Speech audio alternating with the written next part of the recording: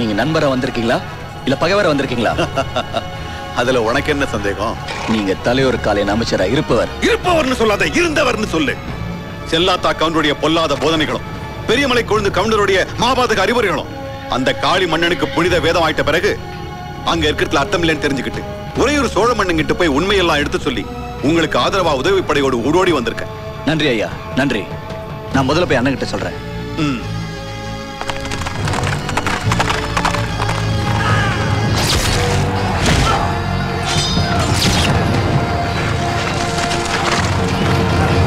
அண்ணா, மாயவர் தலைமையில சோழர்கள் படையில் நமக்கு துணையா வந்திருக்காங்க.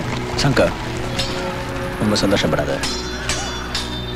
என்ன நிபந்தனையோட உதவிக்கு வந்திருக்காங்கன்னு தெரியுமா?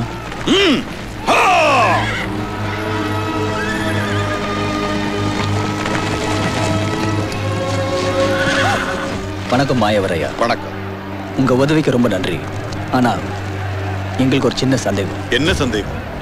தலையூர் காளியோட வலிமையான படைகளை சந்திக்க வேண்டிய அந்த நெருக்கடியான நேரத்துல வலியவர சோழர் உதவியை புறக்கணிக்கிற அளவுக்கு அப்படி என்ன சந்தேகம்? நாங்க வெற்றி பெற்றா சோழ மன்னருக்கு அடிபணிஞ்சு கப்பம் கட்டணும்னா உங்க உதவி எங்களுக்கு தேவையில்லை. அதை விட போர்ல வீழ்ச்சியை பெருமையா கருதுவோம்.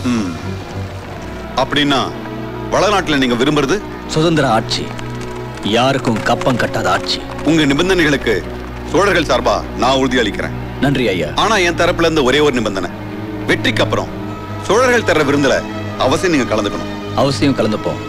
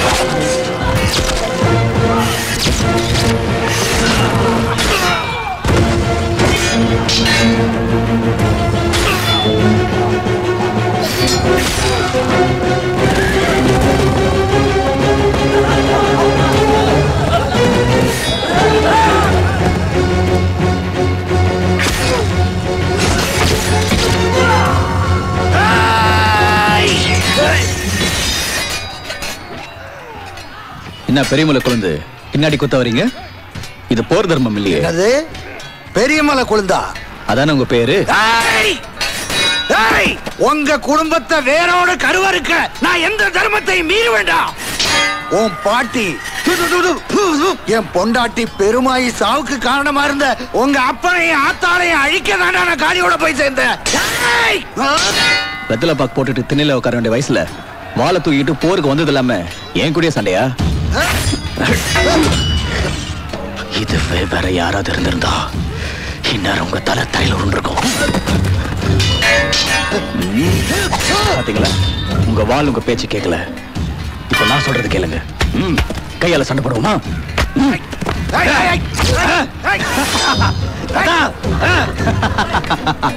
சின்ன வயசுல உங்க கூட கட்டி பிடிச்சு விளையாட வேண்டியனா இப்ப போர்க்களத்துல உங்களை கட்டி பிடிச்சு சண்டை போட வேண்டியதா இருக்கு. பாத்தீங்களா தாத்தா?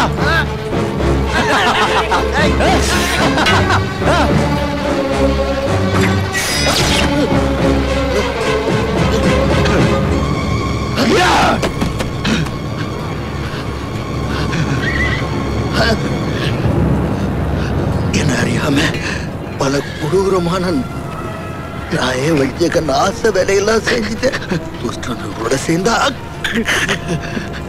இதுதான் முடிவுன்னு இப்ப தெரிஞ்சு என்ன பிரயோஜனம்? நீ பொன்னரா சங்கரா? பொண்ணு தத்தா, பொண்ணு பொன்னர் என்ன மன்னிச்சிருப்பா. உங்களால நம்ம கொங்கு வேளாளர் குலமே பெருமை அடையப்பா.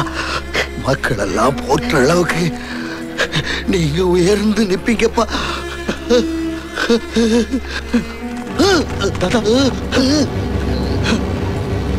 ஏய்